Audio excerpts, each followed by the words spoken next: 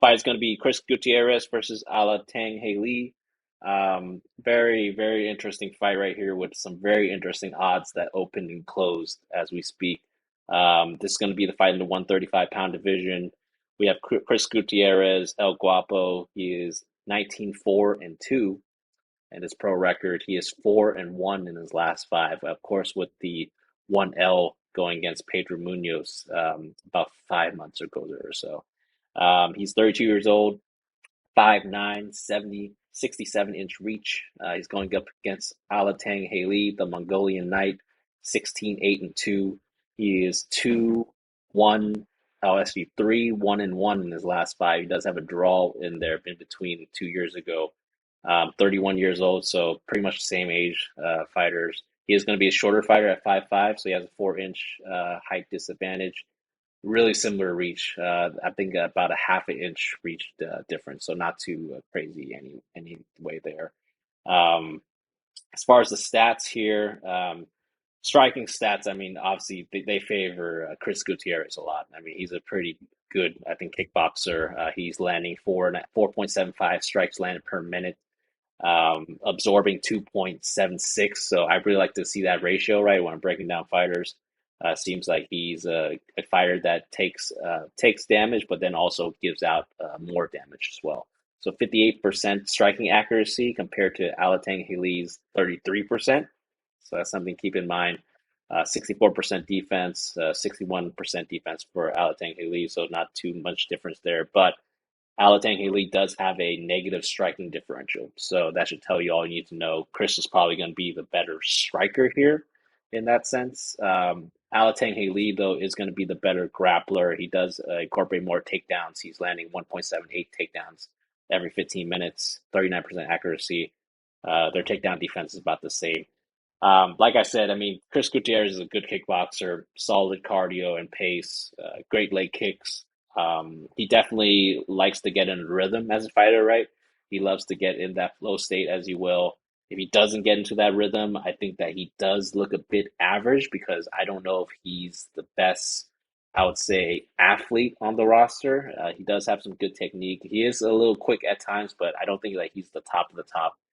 You saw what Pedro Munoz did to him when he disrupted his rhythm with Pedro Munoz's power and his movement.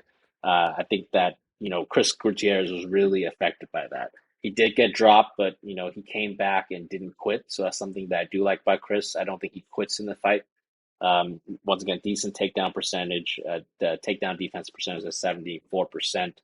Alatengheli, though, when I did break down the tape that I watched from him, he does have some decent. Even though he has a negative striking differential, I think that he is a decent technical striker, especially in his last fight. Um, he can work in the grappling when he needs to. I think he has pretty decent power as well. But I think that the area where there's going to be a really big gap for both these guys is that I think that Chris is more fast than him as far as the speed and the quickness and the movement. I think that that's going to be something that's going to be too much of a gap, and I think Chris could overcome that just by staying on the outside and kind of jabbing this guy to death or leg kicking him to death, pretty much. Now, I think that Alatanghili is going to provide that pressure, so it's going to be a bit of a cat and mouse game, right? And whoever wins that game is probably going to win the fight. Um, the odds are pretty crazy. I mean, when I broke down this fight last week and the odds weren't released yet, I thought that Chris was going to open up at like a minus 250 and then probably go towards like a minus 300, 350 or so. And I was like, hey, this is a potential parlay piece for Chris. I think that he could be a parlay piece, a parlay anchor, if you will, for some safety parlays. But the odds really were throwing me for a loop because when they opened, Chris was actually a plus 190 dog and people instantly took that dog money. And then they bet him probably till like in even odds, pick 'em odds. And then since people have been just piling on Chris, and he's now minus 310, he got as high as like a minus 500 even maybe a couple days ago. So that's pretty crazy on some books on Bet Online at least. I think he got it's minus 450. So he got as high as minus 450 on Bet Online there. Um, I think those odds are pretty crazy. Like I would not put Chris in a parlay at minus 400, 450. I think that's pretty wild, especially if you have someone who has the grappling upside of Alatengheli, right? Because I do think that if Alatengheli can get Chris down, I think he stands a pretty good chance of controlling the fight and kind of grinding Chris out. Because I think he does have pretty solid power and pressure. But I mean, minus 310, I think that's probably going to be the limit of putting Chris in a parlay. God,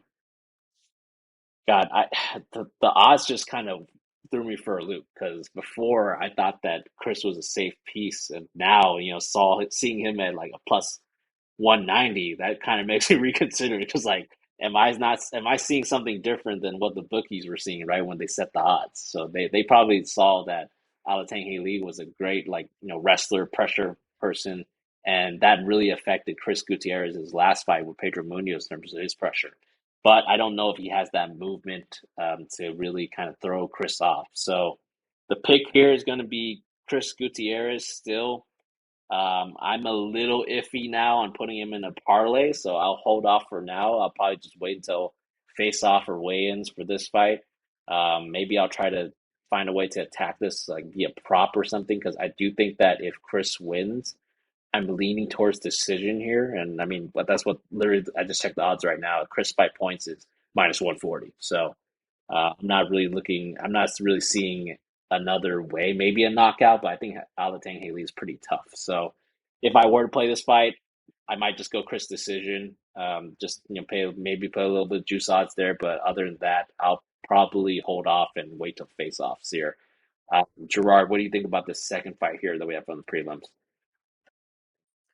Chris Gutierrez, I like his fighting style, but I mean, yeah, he's a skilled technical striker, and he has that twitchy, feinty style that's similar to Adesanya, just not on the same level.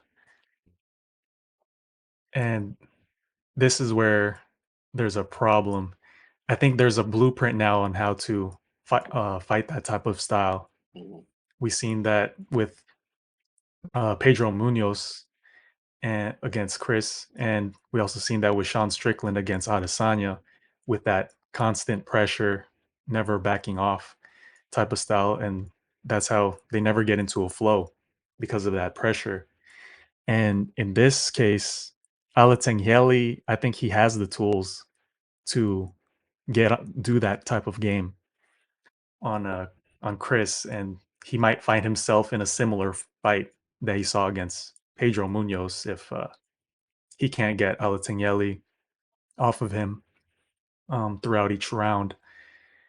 Now,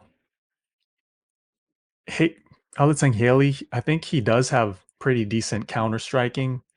I seen him catch guys with a lot of hooks and overhands, countering, and then even dropping guys like that.